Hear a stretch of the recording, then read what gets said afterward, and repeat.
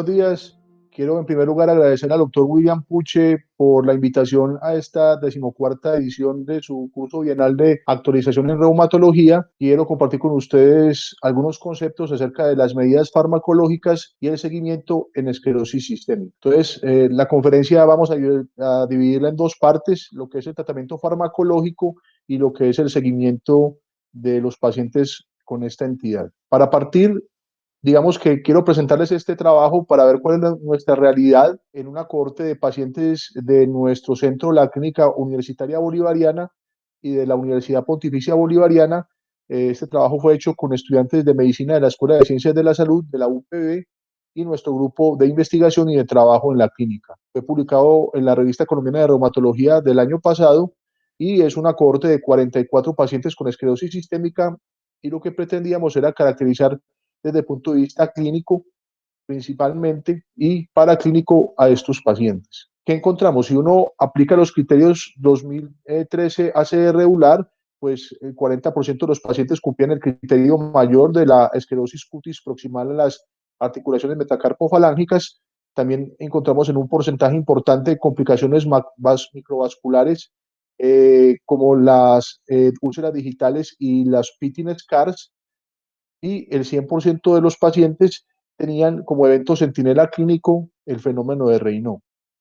Y con respecto a otros compromisos orgánicos viscerales, el compromiso articular era frecuente en los pacientes en un 45%, el compromiso gastrointestinal, predominando la disfagia en un 30%, y las causas principales de mortalidad en esta enfermedad, la enfermedad pulmonar intersticial y la hipertensión pulmonar, ocurrieron aproximadamente en un tercio y un cuarto de los pacientes respectivamente. Entonces, nuestra realidad es este tipo de compromiso orgánico visceral, que en general es el más frecuente en la esclerosis sistémica, y lo que vamos a hacer es referirnos al tratamiento farmacológico en cada uno de estos dominios clínicos. El fenómeno de Raynaud, las úlceras digitales, el compromiso cutáneo, articular, gastrointestinal, y nos detendremos un poco más en las complicaciones como hipertensión arterial pulmonar y la enfermedad pulmonar intersticial. Lo primero es una anamnesis adecuada del fenómeno de Raynaud. Estos son los criterios validados de 2014 de Baberakis y colaboradores, donde están estas preguntas, donde uno evalúa la presencia de un fenómeno de Raynaud, si sus dedos son inusualmente sensibles al frío, si esta pregunta es positiva, si cambian de color, bifásico, y generalmente hay una fase de palidez, y si cumple tres de estos criterios, se confirma la presencia de un fenómeno de Raynaud, que haya desencadenantes diferentes al frío, que haya compromiso de ambas manos, que haya disestesias o parestesias junto con el cambio de color. Sí, hay una clara límite entre la piel enferma y la piel sana, las fotos de los pacientes que sean compatibles, y episodios que ocurren en otras partes del cuerpo diferente a los dedos, y los cambios trifásicos. Recordar que en la esclerosis sistémica el fenómeno de Raynaud generalmente es asimétrico, compromete el pulgar y se acompaña de complicaciones como úlceras digitales. Con respecto al tratamiento del fenómeno de Raynaud, en 2018 está esta publicación que es de un consenso de expertos que va en concordancia con las guías EULAR de 2017 de esclerosis sistémica. Entonces, para uno tratar el fenómeno de Raynaud en la esclerosis sistémica, lo primero es mirar qué tan grave es. Se clasifica con un compromiso leve, menos de 5 ataques a la semana, moderado entre 5 a 25 y grave, más de 25 ataques a la semana. La primera línea seguirán siendo los calcioantagonistas, nifedipina, el medicamento más estudiado, con dosis que oscilan entre 60 a 120 miligramos, pero lo importante es que los expertos, y en general lo que uno hace en la práctica diaria, es terapias combinadas. Entonces, muchas veces el paciente va con un inhibidor de fosfodiesterasa 5, sildenafil o tadalafil. Si el paciente no mejora, hay una tercera línea donde hay bloqueadores de los receptores de angiotensina. El que tiene más evidencia en la literatura es el losartán, a dosis de 50 miligramos al día. O cambiar otro calcio antagonista, y si los pacientes no mejoran con este diagrama de flujo farmacológico, se clasifican como un Raynaud grave, siguen siendo la primera línea, pero incluso se hacen terapias dobles o triples, involucrando prostanoides. También muchas veces hay que recurrir a toxina botulínica, que mejora muchas veces el fenómeno de Raynaud, y una simpatectomía digital o bloqueo del ganglio estrellado. Digamos que hay varias evidencias que son observacionales de otras terapias farmacológicas, pero en esclerosis sistémica específicamente está digamos que la terapia más que tiene más evidencia es la fluoxetina concomitante con estos medicamentos a una dosis de 40 miligramos al día. Con respecto al otro compromiso vascular, las úlceras digitales son una causa importante de sobreinfección, de necrosis y de necesidad de amputación. Entonces, digamos que el mensaje es, obviamente, las úlceras digitales pueden ser muy evidentes cuando están necróticas, pero cuando vemos este pequeño descubrimiento del epitelio, como los picking scars, o lesiones en mordedura de rata, o este tipo de lesiones que son discretas, siempre es un compromiso agresivo y que hay que tratar de igual manera. ¿Qué opinan los expertos y las guías? En general hay como dos fases, una fase de prevención y una fase de tratamiento activo.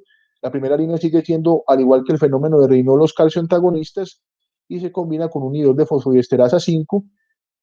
Aquí cobran importancia los antagonistas del receptor de endotelina como Bosentan, donde hay ensayos clínicos controlados que demuestran la eficacia en la prevención. No hay evidencia suficiente, por lo menos desde el punto de vista de ensayos clínicos, que sirva para el tratamiento agudo de las úlceras digitales.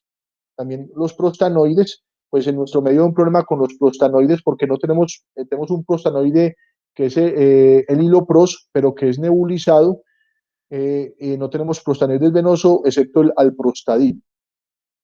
Y con el tratamiento activo de las úlceras digitales también es igual al fenómeno de Raynaud, donde se combina en la mayoría de los pacientes calcio antagonistas e inhibidores de fosfodiesterasa.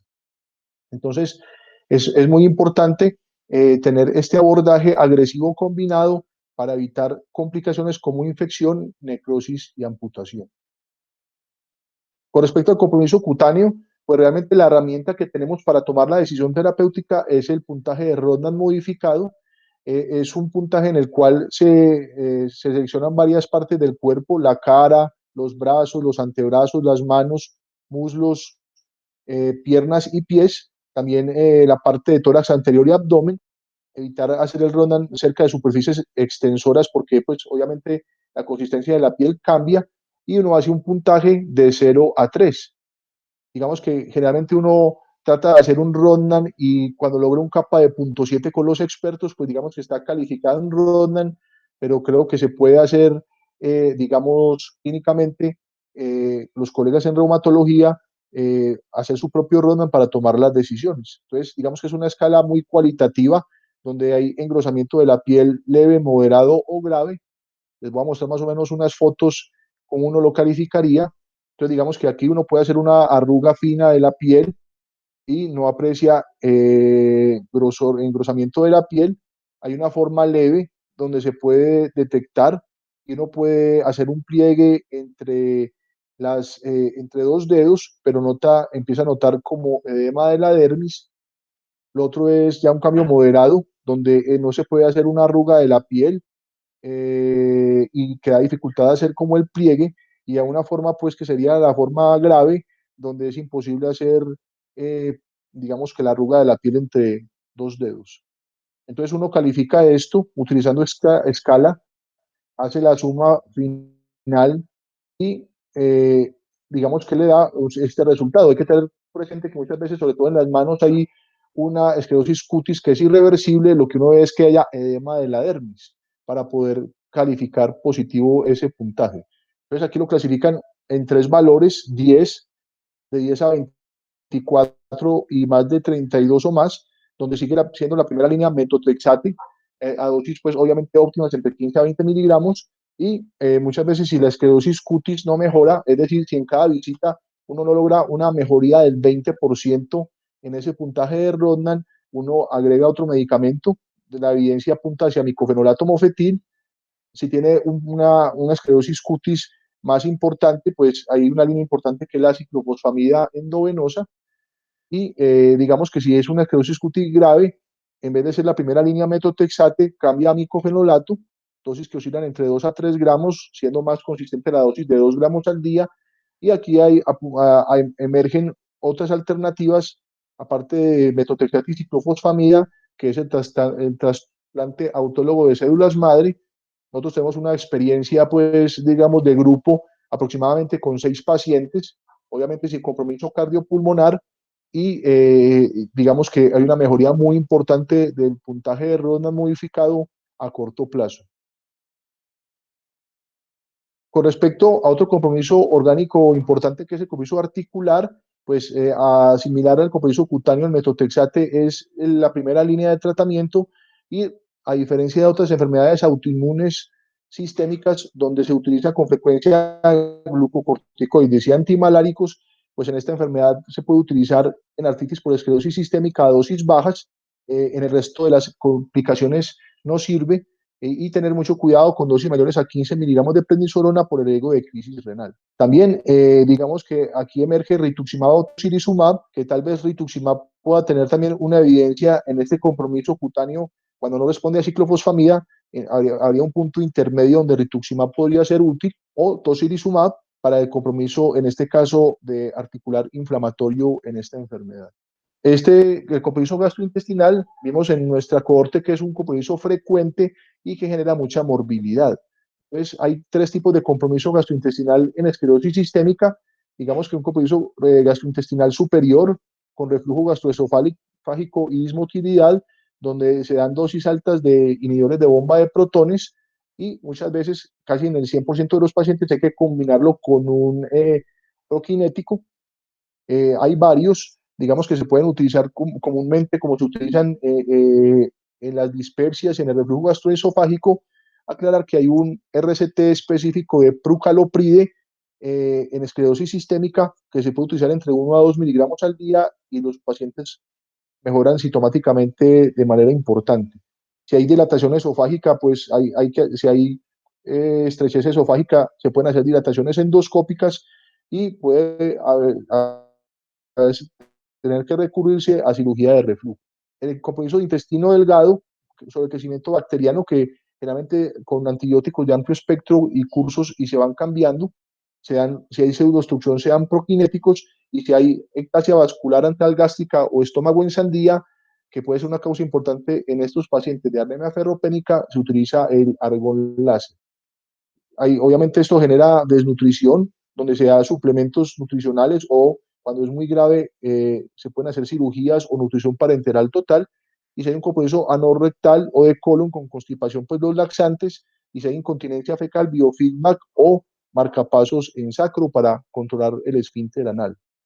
Entonces es muy importante este compromiso gastrointestinal porque genera mucha morbilidad y también es un factor de riesgo para el desarrollo de enfermedad pulmonar intersticial. Vamos a detenernos un poco en los 2 compromisos orgánicos viscerales que generan mortalidad en esta enfermedad, la hipertensión arterial pulmonar y la enfermedad pulmonar intersticial. Entonces, digamos que lo más importante es que uno debe adoptar una estrategia de tamización.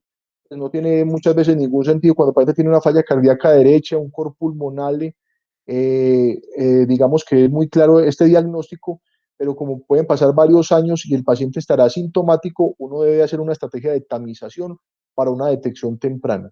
¿Cómo se hace? Lo primero es una vigilancia clínica donde se utiliza la clase funcional New York Heart Association.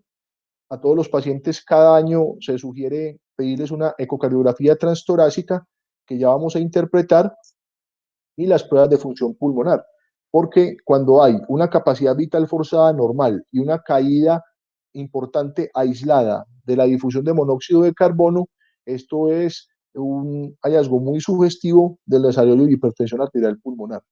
También este paraclínico se sugiere pedirlo cada año a los pacientes, el NT-proBNP, porque nos habla de la compliance y la performance del ventrículo derecho y cuya elevación puede detectar de manera precoz este compromiso cardíaco.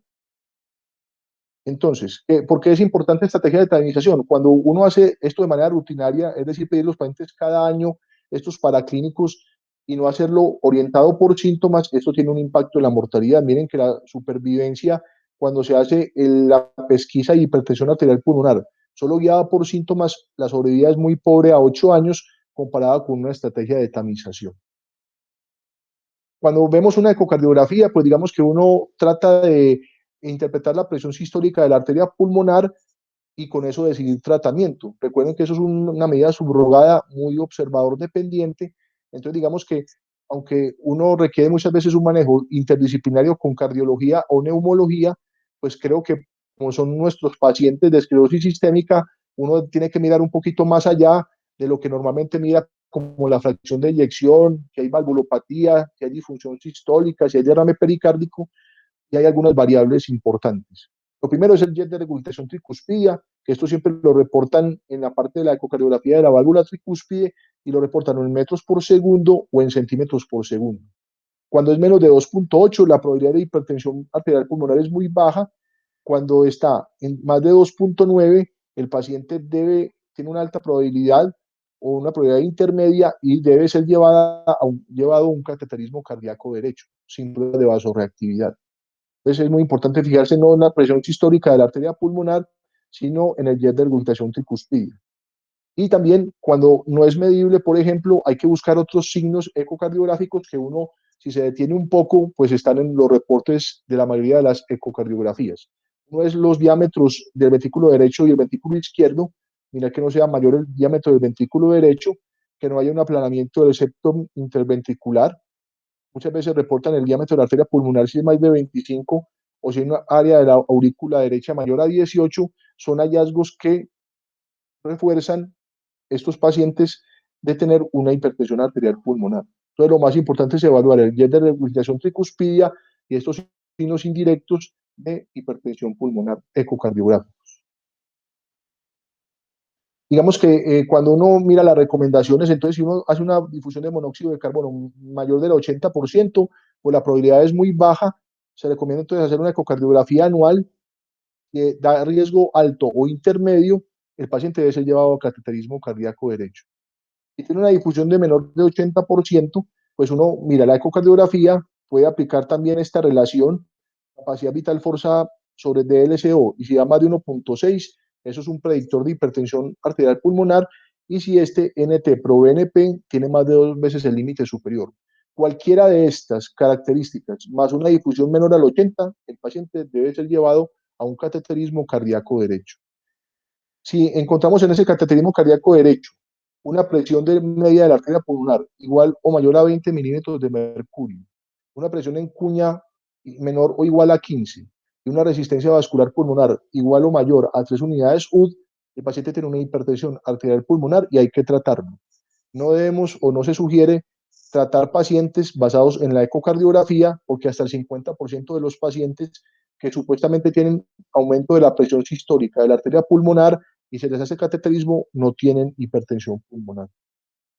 Y también esto es importante, digamos que muchas veces hay algunos mitos con respecto a eso. Recuerden que los calcioantagonistas que utilizamos para fenómeno de Raynaud, la vasculatura pulmonar no responde a calcioantagonistas, entonces no estamos protegiendo el desarrollo de hipertensión pulmonar. Y muchas veces esto es un trabajo previo que tuvimos entre 2004 y 2009 y es como para mostrarles el cambio de la conducta. Primero, hasta una cuarta parte de los pacientes no tenían ecocardiografía. Miren que ya esto se redujo de manera significativa. No registramos la clase funcional New York Heart Association en los pacientes, son muy pocos donde ya no. Y lo otro es atreverse a pedir este examen. Muchas veces supeditamos el cateterismo al concepto de cardiología o neumología, pero los pacientes de esclerosis sistémica llegan a reumatología y si tienen las características de tamización que les expresé anteriormente, los pacientes deben ser llevados a cateterismo cardíaco derecho. ¿Y cómo se trata? Una vez tenemos esa definición hemodinámica, uno lo clasifica según la clase funcional New York Heart Association. Si es una clase funcional 1 o 2, se utilizan terapias combinadas, inhibidores de fosfodiesterasa 5 o bloqueadores del receptor de endotelina. Se pueden utilizar prostanoides. Y cuando la clase funcional está muy comprometida, primero prostanoides venosos que requieren pues bomba de infusión y manejo de centros especializados, como el ejemplo es el epoprostenol, o terapias dobles o triples. Esto es importante porque afortunadamente en nuestro plan de beneficios en salud están incluidos las terapias para hipertensión pulmonar en esclerosis sistémica. O sea, uno combina un tipo sildenafil o tadalafil con cualquier inhibidor de antagonista del receptor de endotelina como bosentan o ambrisentan. Y la muestra de esto es por qué combinar. Este es un estudio que es el estudio Ambition, donde se combina ambrisentan y más tadalafil, y miren que esto tiene un impacto, estos son eventos, sobre todo impacto en la sobrevida. Cuando yo utilizo terapia combinada, el paciente va a tener una mejor sobrevida. Entonces, aunque no tienen que ser específicamente estos dos, pero la idea es combinar un inhibidor de fosfodiesterasa 5 y una bloqueador del receptor de endoterina. Con respecto al compromiso pulmonar intersticial, digamos que es igual, pues cuando ya el paciente tiene disnea, es usuario de oxígeno permanentemente o tiene crépitos en velcro a la auscultación pulmonar, pues ya ha pasado mucho tiempo y posiblemente el paciente no se beneficie de algún tratamiento. Entonces la idea es igual una estrategia de tamización, que obviamente anticiparse que el paciente haga síntomas. ¿Qué herramientas se utilizan para esta tamización? Un TAC de tórax de alta resolución. La radiografía simple del tórax es muy poco sensible para la detección de este tipo de compromiso. A los pacientes se les debe hacer cada año una espirometría y una difusión de monóxido de carbono. Con respecto a la tomografía, la idea es el patrón tomográfico más común en esclerosis sistémica cuando hay compromiso pulmonar intersticial, es la NINE o neumonía intersticial no específica, que vemos este patrón reticular, sobre todo que compromete las bases y con bronquiectasias. Y lo otro es que, digamos que hay un diagrama de flujo de Go, donde uno de manera subjetiva tiene que mirar si hay más del 20% de compromiso del parénquima pulmonar, no importa si sea fibrosis o vidrio deslustrado, uno se fija en 5 puntos: salida de los grandes vasos, debe mirar si, miren que aquí en general el compromiso es muy discreto, la carina, miren que aquí ya hay más de un 20% de compromiso y también se ve dilatación esofágica. La confluencia de las venas pulmonares, miren que hay un compromiso más del 20% del parénquima pulmonar y un punto intermedio entre la confluencia de las venas pulmonares y el diafragma derecho. Entonces, miren que este es un ejemplo de un paciente que tiene más del 20% de compromiso pulmonar en el atacar, y debo hacer la interpretación junto con las pruebas funcionales. Como en este caso que les mostré, si el compromiso por TACAR es más del 20% y la capacidad vital forzada es menor al 70%, o el otro escenario, si hay una caída en el seguimiento, más del 10% de la capacidad vital forzada, o una caída entre 5 a 9%, más una caída de la difusión, más del 15%, ese paciente debe recibir tratamiento inmunosupresor. ¿Con qué? Digamos que hay dos estudios clásicos: Scleroderma Lang Study 1 y Scleroderma Lang Study 2, el primero con ciclofosfamida oral y el segundo es un estudio de no inferioridad de micofenolato y ciclofosfamida, donde en general la primera línea de tratamiento es micofenolato a una dosis, digamos, similar de inducción en nefritis lúpica, 3 gramos al día por 6 a 9 meses, y la ciclofosfamida venosa. Digamos que la claridad que hay que hacer de la escleroderma Lang Study 1 y 2 es que los pacientes utilizan ciclofosfamida oral, pues la cual no utilizamos mucho en la práctica diaria por el riesgo de toxicidad vesical, citopenias, etcétera. Y hay un estudio del EUSTAR, que es la corte más grande que hay en el mundo de esclerosis sistémica en Europa, donde compararon los pacientes que utilizaban ciclofosfamida intravenosa versus ciclofosfamida oral y no había diferencias en los desenlaces de funcionales respiratorios. ¿Cuál es el objetivo? El objetivo es estabilizar la difusión y la capacidad vital forzada. Lo otro es que si el paciente no mejora, es decir, siguen cayendo estos parámetros funcionales, empeora o si hay alguna contraindicación para estos medicamentos inmunosupresores, pues hay un inhibidor intracelular de tirosinquinasa que se llama el nintedanib. No tenemos en este momento registro INVIMA para su utilización, pero es un medicamento antifibrótico que combinado con micofenolato parece ser efectivo.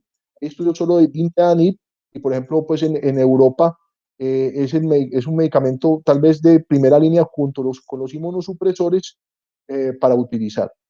Digamos que la meta, el hecho de estabilizar, uno no pretende mejorar la tomografía ni las pruebas respiratorias, pero ¿por qué es importante estabilizar? Aquí en el Scleroderma Lang Study 2, cuando uno da micofenolato y ciclofosfamida, aquí fueron muy inferiores. Miren que esas, aunque sea estabilizar las pruebas de función pulmonar, eso impacta la mortalidad. Miren que los pacientes tienen una supervivencia global a 72 meses significativa. O sea, no es ganar, si estabilizar no solamente es el objetivo real, sino que eso impacta la mortalidad. ¿Qué piensan los expertos? Queda similar a lo que ocurre, por ejemplo, en nefritis lúpica, una fase de inducción donde micofenolato es la primera línea de tratamiento. Si el paciente no mejora, con lo que ya dijimos, se utiliza ciclofosfamida y rituximab puede ser una tercera línea de tratamiento. Y no olvidar que los pacientes pueden ser sometidos a trasplante de pulmón o a autólogo de células madre.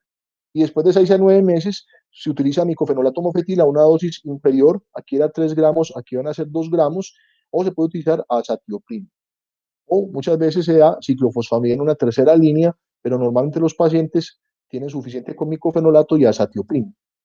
A diferencia de otras enfermedades reumatológicas con compromiso pulmonar intersticial, donde se utilizan dosis moderadas o altas de glucocorticoides, en esclerosis sistémica no, esto no ha demostrado tener un efecto benéfico o aditivo a los inmunosupresores y aumenta el riesgo de crisis renal. Con respecto al seguimiento, entonces, digamos que el seguimiento en esclerosis sistémica es clínico. Entonces vamos, al igual que hicimos las medidas farmacológicas para cada compromiso orgánico, pues así vamos a hacer el seguimiento. ¿Qué es lo importante fenómeno de Raynaud? Obviamente vigilar el número de ataques a la semana. Insistimos en el tratamiento farmacológico, pero es igual de importante el tratamiento no farmacológico, evitar la exposición al frío, el uso de guantes, etcétera. Y recuerden que dependiendo del número de ataques a la semana, pues yo defino el tratamiento.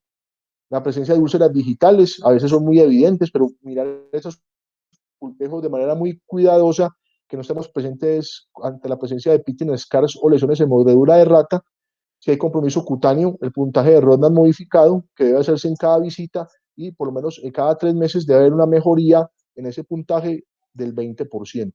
El compromiso articular, pues que vigilamos de manera rutinaria, y el compromiso gastrointestinal está guiado por síntomas, pero algunos expertos recomiendan hacer una endoscopia digestiva superior cada año por el riesgo que tienen estos pacientes de adenocarcinoma esofágico y esófago de Barrett. Y vamos a detenernos un poco en hipertensión arterial pulmonar y la enfermedad pulmonar intersticial. Entonces, la vigilancia es clínica. Miren que básicamente la clase funcional New York Heart Association, y digamos que hay dos escenarios en el seguimiento de estos pacientes. Primero, el paciente está en una estrategia de tamización, o sea, estamos haciendo la búsqueda cada año de hipertensión arterial pulmonar. Entonces, uno obviamente pide lo que ya vimos en la estrategia de tamización, indaga por la clase funcional, solicita una ecocardiografía transtorácica, hace una espirometría, una difusión de monóxido de carbono y pide este NT-proBNP, y eso se hace cada año. Y si ya el paciente tiene una hipertensión arterial pulmonar, lo que hace uno es estratificar el riesgo. Sigue siendo importante el New York Heart Association, debe hacerse una prueba de caminata de los 6 minutos, que es el paciente camina durante 6 minutos y uno mira la distancia recorrida y se hace una ecocardiografía y un NT-proBNP. ¿Cuál es el objetivo? ¿Cuál es lo ideal? Que el paciente esté en un bajo riesgo, es decir, que tenga una clase funcional 1-2, que camine más de 440 metros y que tenga un NT-proBNP menos de 300 o normal. Si esto es así, se sigue la misma terapia. Si el paciente tiene un riesgo intermedio, donde empeora la clase funcional, disminuye la distancia y aumenta el péptido, hay que mirar qué pasa, hacer un nuevo cateterismo cardíaco derecho porque puede tener una hipertensión pulmonar postcapilar o de otro origen, o que no tenga una enfermedad tromboembólica crónica, que el manejo sería anticoagulación. Y en pacientes de alto riesgo, clase funcional 4, no camina menos de 165 metros y el NT-proBNP está muy alto, hay que combinar medicamentos y siempre estará la posibilidad de trasplante pulmonar. Entonces hay varias alternativas para utilizar, terapias dobles o triples, o utilizar otros medicamentos. Y siempre mirar que el paciente no tenga arritmias, deficiencia de hierro, infecciones o hipertiroidismo que pueden descompensar la hipertensión arterial pulmonar. Y finalmente, el seguimiento en esclerosis sistémica con compromiso pulmonar intersticial, la clave en el seguimiento son las pruebas de función pulmonar. Estas deben hacerse tanto en la tamización y cuando yo empiezo un tratamiento, si hago el diagnóstico y tiene la indicación de tratamiento. Entonces, digamos que con respecto a las imágenes, cuando se tiene una estrategia de tamización, se hace un TACAR cada año y digamos, si el paciente ya tiene compromiso pulmonar intersticial, no es necesario el TACAR. Uno repite el TACAR si el paciente empeora clínicamente, estoy sospechando una infección u otro diagnóstico diferencial. ¿Cada cuánto hago las pruebas de función pulmonar en ambos escenarios? Pues ya sabemos que tamización se hace cada año, pero si el paciente ya tiene diagnóstico y estoy en un tratamiento, debo mirar si tiene factores de riesgo para progresión. Si no los tiene, se hace cada 6 meses las pruebas de función pulmonar, entendiendo la espirometría y la capacidad de difusión de monóxido de carbono, y si tiene factores de riesgo, se hace cada 3 meses. ¿Cuáles son esos factores de riesgo? Por lo menos los que tenemos acceso clínicamente y con algunas ayudas. Si tengo una forma difusa cutánea de esclerosis sistémica, si tengo una PCR elevada, si tengo anticuerpos anti-SSR70 positivos, el paciente es afroamericano, mayor de 65 años, o si tiene menos de 70 de capacidad vital forzada y menos de 60% de difusión, o si tiene más del 20% en el TACAR, debo hacerlo cada 3 meses. En conclusión, entonces, el tratamiento de la esclerosis sistémica, miren que se basa en el compromiso orgánico y en el dominio clínico que esté comprometido. Ya vimos lo que piensan los expertos y la evidencia de los, digamos, los medicamentos más recomendados. Miren que la tendencia es a utilizar terapias combinadas en fenómeno de Raynaud, en hipertensión arterial pulmonar, posiblemente en compromiso pulmonar intersticial, gastrointestinal, se utilizan terapias combinadas. Recordar que es muy importante las dos causas principales de morbimortalidad, la enfermedad pulmonar intersticial y la hipertensión arterial pulmonar, una estrategia de tamización, esto impacta la mortalidad, ya vimos los elementos que se necesitan clínicos y paraclínicos para hacer esa tamización, el seguimiento es eminentemente clínico con ayudas diagnósticas disponibles, que uno debe ir un poquito más allá, detenerse un poco la ecocardiografía, como lo vimos en el TACAR, en la espirometría, la difusión y el NT-proBNP, que pueden interpretarse por reumatología, pero obviamente hay que oponerse a un equipo multidisciplinario e interdisciplinario con neumología y cardiología. Y para terminar esta frase que está en el servicio de esclerosis sistémica del Johns Hopkins, que aplica a muchas de nuestras enfermedades reumatológicas, donde incurable pero no intratable. Esta enfermedad no tiene cura, pero se puede tratar y el tratarla impacta la mortalidad.